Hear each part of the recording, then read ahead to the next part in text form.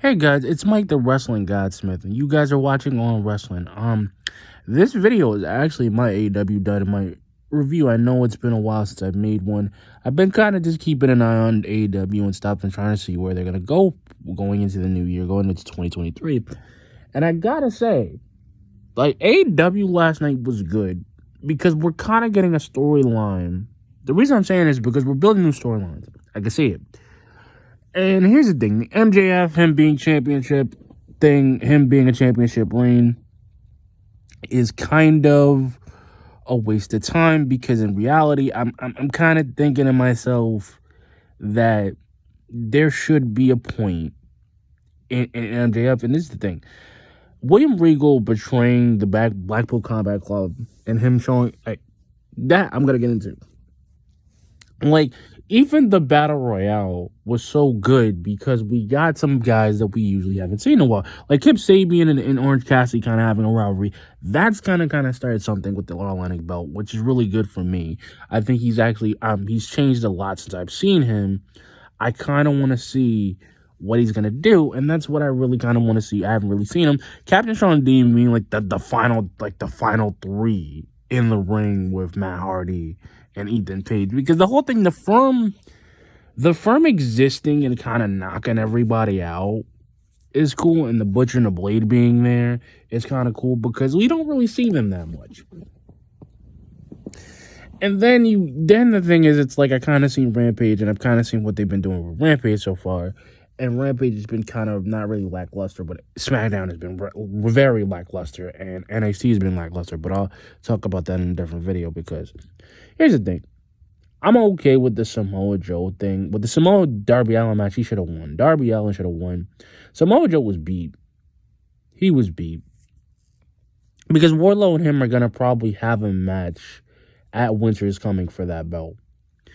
And the fact that we've actually gotten a really good, we got a fantastic match with the Blackpool Combat Club and the JS. And the thing is, I think William Regal leaving and kind of betraying them kind of said, yo, we've kind of been slacking, but we're back. We're ready to go.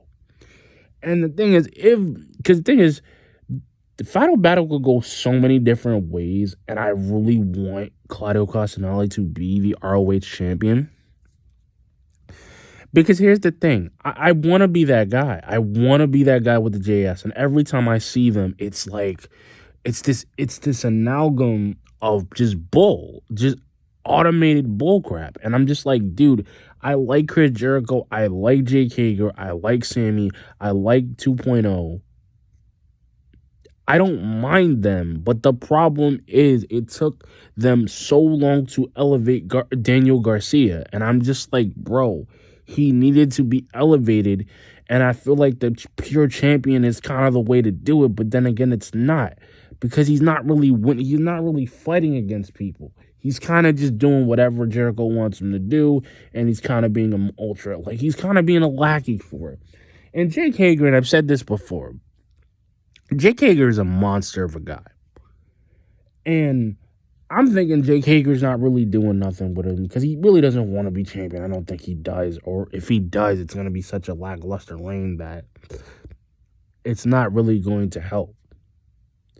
And the problem with it's you got Will Morrissey, you got W. Morrissey, big Will Morrissey there, who's working for the firm. But then I'm like, where does Captain Sean Dean go to?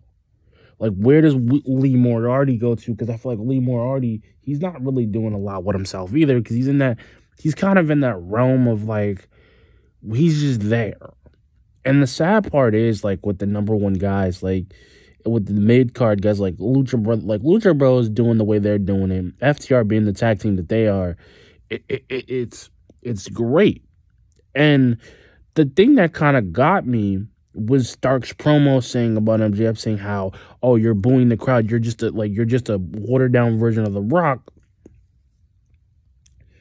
And he was saying to him, I'm going to beat you, and, Richard, you're a real guy, but you're really you're just a little, you're little shits. The thing is, MJF doesn't think that nobody can touch him. And the problem is, I believe him. Like, don't get me wrong, guys. I believe the guy. But the thing with Ricky Starks promo, he burned him so many different ways. It was ridiculous because he was like, "Yo, boo to the crowd. You know, you're booing the crowd. You're talking about the town. You're talking about the crowd. You're trying to be." He's like, "You're trying to be Roddy Piper," and he was like, "Dude, all you do." He's like, "All you do, you left and you came back because you weren't getting paid enough because somebody outsmarted you." And he's saying, I show up, I make sure, I show up, I make people keep going. I made them keep going with me. And that's what he did. Because the thing is, everybody thinks that Ricky Starks is this underrated guy. He's an underrated guy, even when he came from NWA to AEW. The guy made the freaking FTW belt a thing. And then the thing about Ricky Starks that I love, that this guy's kind of going in his own room and he's kind of taking he's like, yo, if I can be champion, I'm gonna make that opportunity. Like, I want your spot, I want to be champion, I want to take the diamond ring. He's like, I'm gonna take it off your shoulder. And even when he hit him and like low blowed him, Ricky Starks still stood tall, because what he's saying in his promo is that he's willing to go the distance. He's like Darby. He's like Orange Cassidy. He's like these guys who come in ready to go. And then you got MJF, a guy who literally gets handed the fact that he wanted to become champion. Yeah, he got handed a shot because he cheated to win in the casino battle royale. Because the one thing I think about Mox is that he's gonna be taking on Hangman, then he's gonna take on MJF, because it's gonna be such a big thing. Because now we kind of gotta figure where we're gonna put him, because MJF is this one guy, and Punk said it best, is like, you're only getting over because you're being a dick to everybody. That's the only thing about him. And this is what I saw with AEW last night. Because here's the thing, guys, like, AEW last night was good. I think it was probably better than it's been in the last couple of days, because even when he was doing the promo and even when he was kind of bad-mouthing everybody, he doesn't really prove it to us, because he comes out, like, every time I see him and I'm like, dude, he doesn't do it for me. Every time I look at MJF and he went full heel, and I'm like, bro, this full heel run doesn't make sense to me. I could see Mox doing it, I could see Claudio doing it, I could see Jericho going the way he's gonna go. But here's the joke I kind of see with that too, because like, there's too many heels and not enough faces, and then there's too many tweeners, because you got the House of Black coming back, which they want to take down everybody, and I kind of like that. I kind of like they want to take out everybody. I kind of like they want to do what they want to do. And that's what I'm trying to say with the Miro thing, because I'm like, you know what? Miro he kind of career suicide himself. That's my point. I think he career suicide himself. I think that he doesn't really try to build a championship. I think he tries so hard to be this one guy, and then you got a billion, like Jade Cargill. Jade Cargill's great, but the problem, she's only great because she put up the effort to be great. And the thing is, you got the baddies, which really doesn't make sense. You got Red Velvet, and you got what's that other lady? I totally forgot her name. Like, the baddies are fine, but they're never gonna be taken as trios like champions. They're never gonna be taken as champions, because the problem is you got Kiera Hogan, that y'all could have used her, but you put her in the baddies to make her elevated, and you couldn't even get her elevated enough to care. You got rid of her. The thing is, Madison Rayne and Sky Blue keep getting better every time they wrestle with somebody at Jade's level. And then the thing is, if Athena goes to Ring of Honor, if she's actually becoming a champion at Ring of Honor, what's the point of even having her in AEW? She could do better at Ring of Honor. Because now when I'm thinking about it, because like I thought about it too with everything with last night, like, the guy I think I really would want, I wanted Ricky Starks to become champion, because that's what he was on an NWA when I saw him. He was already becoming the guy that we already know what he was. And then the thing with Jungle Boy, he's on a single path, but it's okay that he's that way. And then you got, like I said, and then you got guys who don't really have a sense of like where they want to be, because it's like that, it's that middle ground of like, oh, where are we going to put this guy? Where are we going to put this guy? Where are we going to put this guy? And Tony Khan already knows what to do at this point. He's going into 2023 with a bunch of talent that is not released, that have not been fired. like WWE, and that's the one thing I can say about this year with WWE. They're trying to get up to the level of AEW, but they can't. Because every time we see a champion, and this is the thing I was trying to say before, because when MJF was going to be champion, yeah, he paradigm shifted it. And the problem is, he wanted everybody to hate him, and I'm like, bro. And William Regal was right. Like, yo, you know, I gave him what he wanted. I gave him, be careful what you wish for, you just might get it. And that's what he wanted to do. He really wanted to show Max, like, he wanted to show MJF that, like, bro, just because you're champion doesn't mean you're not gonna have a title. And the thing is, he's still trying to do the Brock Lesnar thing of 2019. He can't do it. He's never gonna become a champion at this rate. Even if he could, even if there was some way that he was already building something, even if there was some way that he's already building a cult following, everybody hates him. The problem is we don't know who this guy really is.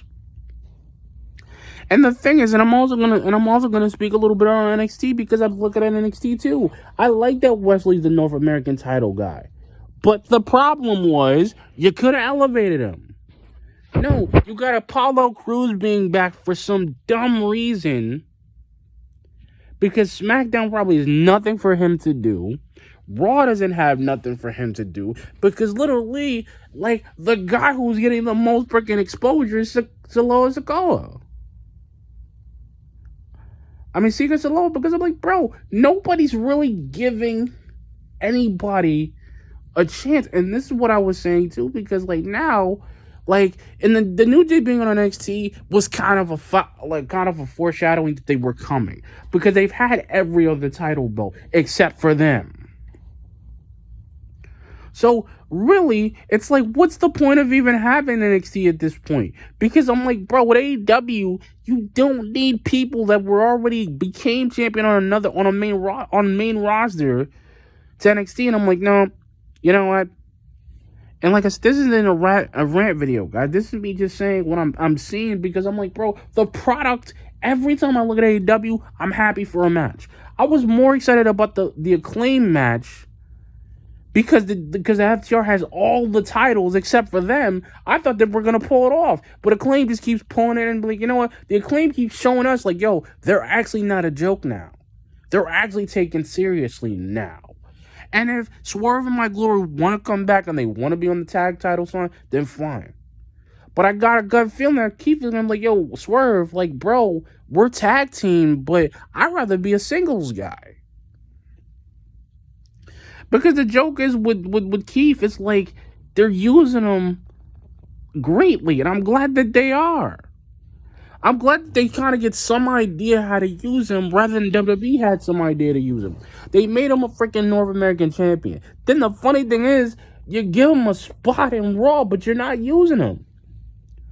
And the thing is that, and the thing that I said to them about this, and I've said this 2 years ago today about AEW, because the massive talent they can give from NXT, from New Japan to Impact to any team they want to get, they'll bring them all.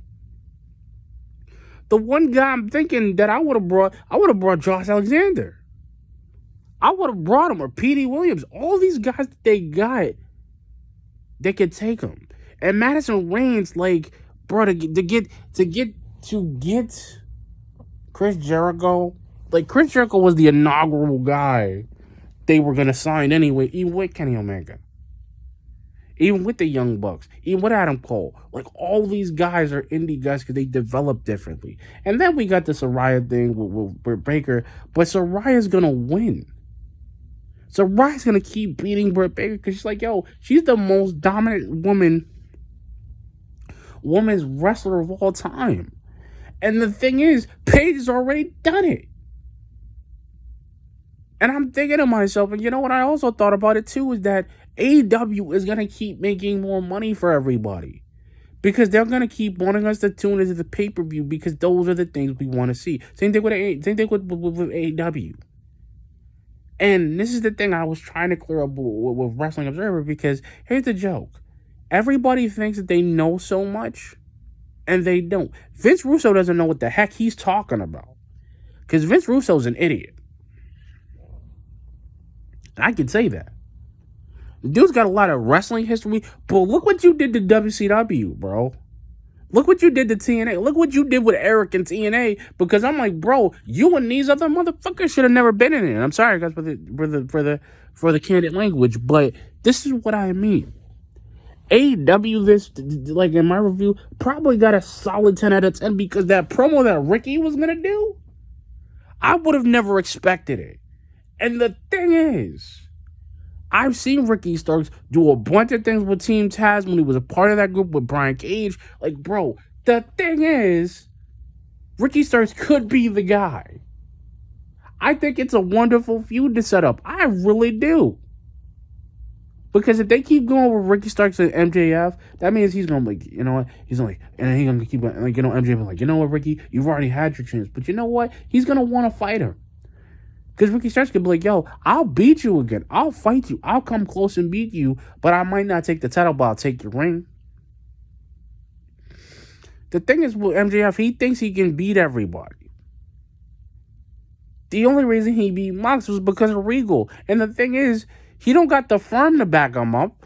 The firm's not going to help him. The firm's going to help Ethan Page.